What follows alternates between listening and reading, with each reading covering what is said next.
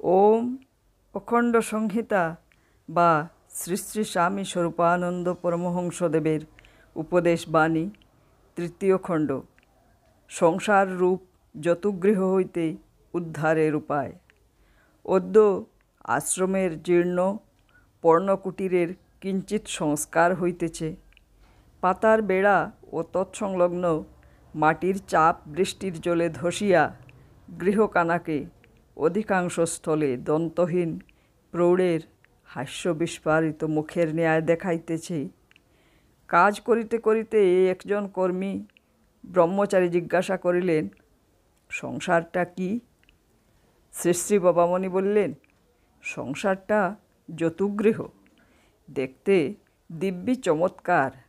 বসা, ঘৃত, ধুনা, বাঁশ, শন, কাঠ প্রভৃতি দাহ্য পদার্থ দিয়ে মনোরম করে প্রস্তুত, কিন্তু কখন যে আগুন লাগে তার ঠিক নেই। ব্রহ্মচারী জিজ্ঞাসিলেন, তাহলে উপায়? শ্রী শ্রী বাবামণি বলিলেন, উপায় সুড়ঙ্গ খনন করা আর চারিদিকে বনপথগুলি চিনে রাখা। বনপথ চিনতে হলে সাধুসঙ্গ করতে হয়।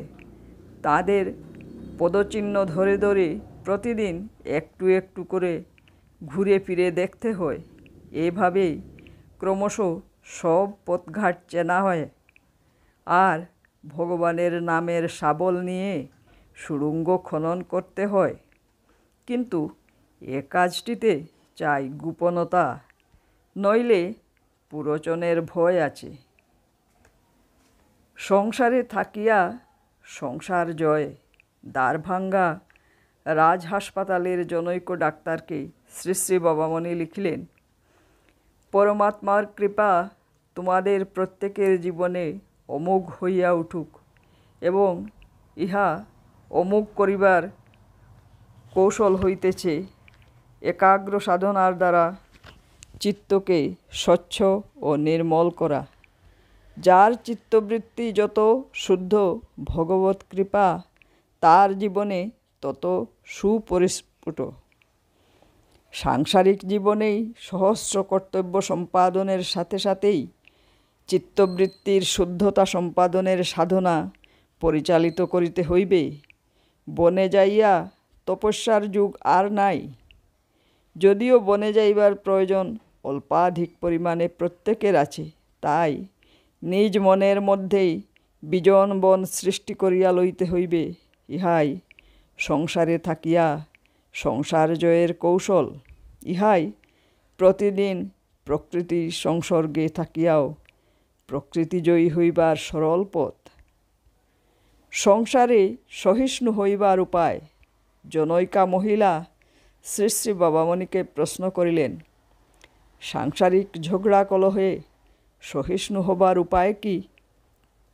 শ্রী শ্রী বাবামণি বললেন, প্রথম উপায় একটা কথা চিন্তা করা যে ভগবানের ইচ্ছা ছাড়া দুঃখ অশান্তি আসে না। ভগবানের ইচ্ছা ছাড়া একটি গাছের পাতাও নড়ে না। সুতরাং যদি অপমান, অসম্মান, অপবাদ বা নিন্দা আমার বিরুদ্ধে এসেও থাকে, তবে ভগবানের অভিপ্রায়েই এসেছে। সুতরাং মুখ বুজে সহ্য করে যাওয়াই আমার কর্তব্য। দ্বিতীয় উপায় হচ্ছে নিজ সন্তান সন্ততির নৈতিক কুশল চিন্তা করা।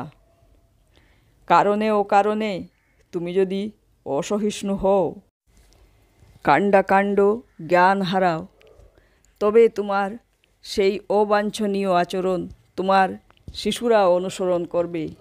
তাতে তাদের জীবন গঠনের, চরিত্রের সম্পূর্ণতা সাধনের বিশেষ ক্ষতি হবে। সুতরাং নিঃশব্দে উৎপীড়ন সহ্য করাই তোমার কর্তব্য। এই রূপ চিন্তা করে করে মনকে তৈরি করো। মন অগঠিত বলেই তোমার কলহে এত রুচি অনুভব করো। ক্ষমার শক্তি। শ্রী শ্রী বাবামণি বললেন, আরও চিন্তা করো, ক্রোধের শক্তি ক্ষণস্থায়ী, ক্ষমার শক্তি চিরস্থায়ী। একটা লোক রাগারাগি আর কতক্ষণ করতে পারে? কিছুক্ষণ পরেই তার রাগ থামে, কিন্তু ক্ষমা করে 1 শতাব্দী থাকা যায়, তাতে ক্লান্তি আসে না। ক্রোধের পরিণাম মনস্তাপ, ক্ষমার পরিণাম আত্মপ্রসাদ। ক্রোধের ফল বায়ুরোগ, ক্ষমার ফল বায়ুসাম্য। সুতরাং আপাতত যতই ক্লেশে পড়ে থাকো, ক্ষমাই তোমার অবলম্বনীয়। একথা সারাদিন সারারাত ভাববে।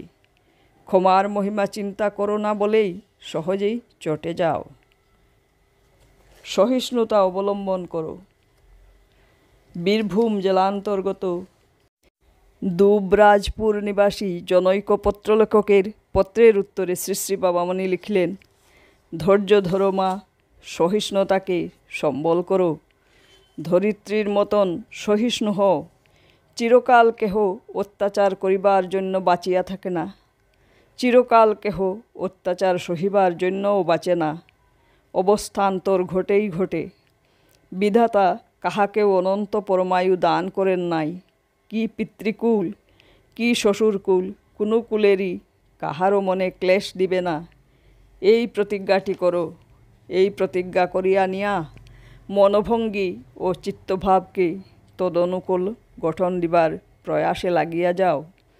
অকথ্য গালাগালি, অশ্রাব্য কুকথা, মিথ্যা অভিযোগ, অভিসন্ধিমূলক অপবাদ ও অসহনীয় অপমানের প্রতিবাদে কিছুমাত্র না করিয়া মনে মনে অনুক্ষণ পরমেশ্বরের শরণাপন্ন হও। তিনি অকুল সাগরে তোমার জন্য ভেলা তৈরি করিয়া দিবেন। বিশ্বাস করো আর সহ্য করো। কলহের পথে যদি শান্তি থাকিত, তবে আমি নিশ্চয়ই তোমাকে সশস্ত্র হইবার প্ররোচনা যোগাইতাম। কিন্তু কলহ শান্তির সুপথ নহে, কলহ শান্তির বিপথ। হরি ওম।